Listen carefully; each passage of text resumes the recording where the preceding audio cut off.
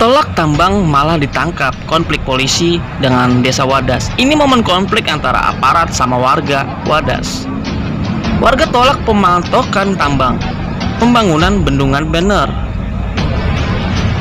yang bakal rusak perkebunan durian, kemukus, dan cengkeh sebagai mata pencarian warga. Tambang juga bakal rusak tempat tinggal. Polisi bilang pembubaran massa udah sesuai prosedur.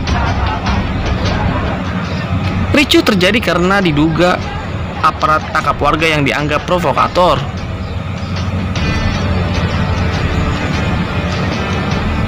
Advokat LBH Jogja bilang polisi yang main kasar. Ini murni aksi warga dibantu LBH. Warga mau aksi tolak proyek dengan tutup jalan. 9 warga dan 2 advokat LBH kena pukul dan ditangkap paksa. Ibu-ibu yang protes mujahadah juga kena bogan. Aparat tetap memaksa masuk pakai kekerasan, menarik, dorong, dan pukul warga termasuk ibu-ibu yang sedang bersolawat paling depan. Yang ditangkap sudah 11 orang. Peneliti Lokataru menilai aksi aparat berlebihan. Adanya TNI, Brimob, dan gas air mata bentuk intimidasi. Tindak ini di luar batas. Polisi gak mau dialog. Harusnya sosialisasi terlebih dahulu, harusnya. Bendungan bener adalah proyek strategis nasional pemerintah. Pembangunannya lagi dikebut karena keterlambatannya. Pentungan share this video.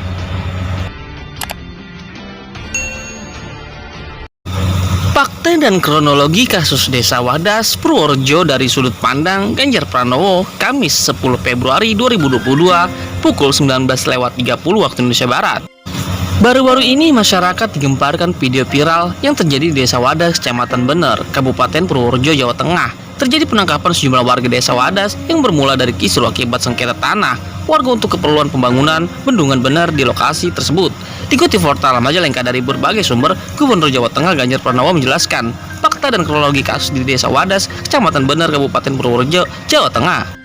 Menurut Gubernur Ganjar Pranowo, pembangunan proyek Bendungan Bener merupakan salah satu proyek strategis nasional (PSN) di bawah pemerintah Presiden Joko Widodo.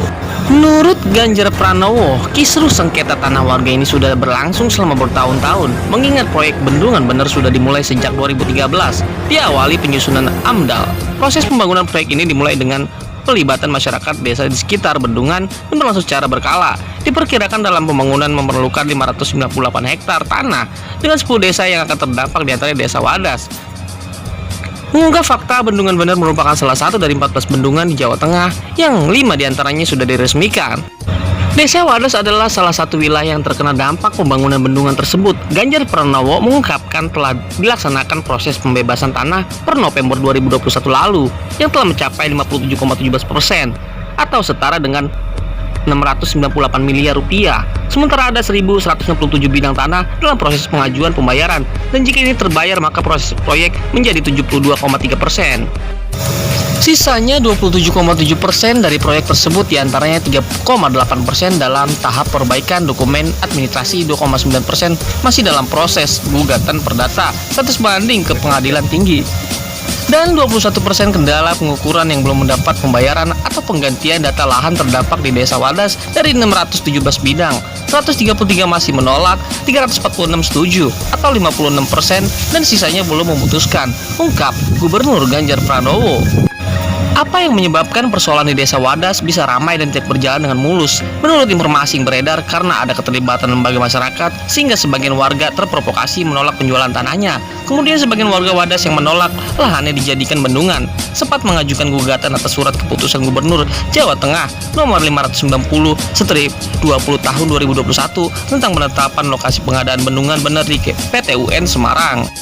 Tetapi pada tanggal 13 Agustus 2021 gugatan tersebut ditolak, lalu warga Wadas mengajukan kasasi ke Mahkamah Agung hingga keluar putusan kasasi ditolak pada tanggal 29 November 2021.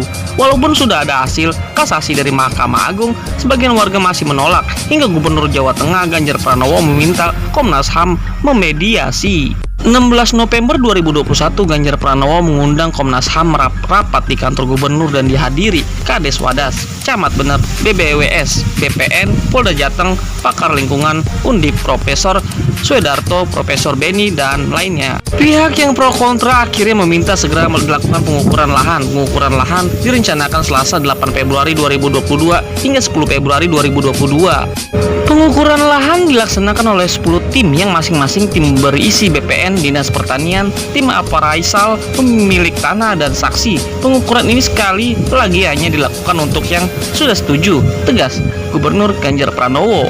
Lalu kenapa pengukuran perlu didampingi aparat kepolisian? Hal itu menurutnya karena petugas pengukuran dihalangi warga yang pro kontra, sehingga memprovokasi warga yang sudah pro, dan tugas aparat kepolisian untuk menahan kisruh.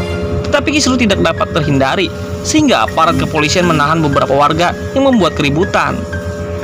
Rabu 9 Februari 2022, dalam konferensi pers, Ganjar Pranowo menyampaikan permintaan maaf pada masyarakat Purworejo, khususnya masyarakat Desa Wadas. Saya menyampaikan agar warga Wadas dibebaskan dan kami sepakat insya Allah hari ini dipulangkan, ujar Ganjar Pranowo. Selanjutnya kami membuka ruang dialog dengan fasilitas Komnas HAM agar penyelesaian masalah ini menjadi kebaikan untuk semua pihak, ungkap Ganjar Pranowo. Di kontak yang menerima dan tidak.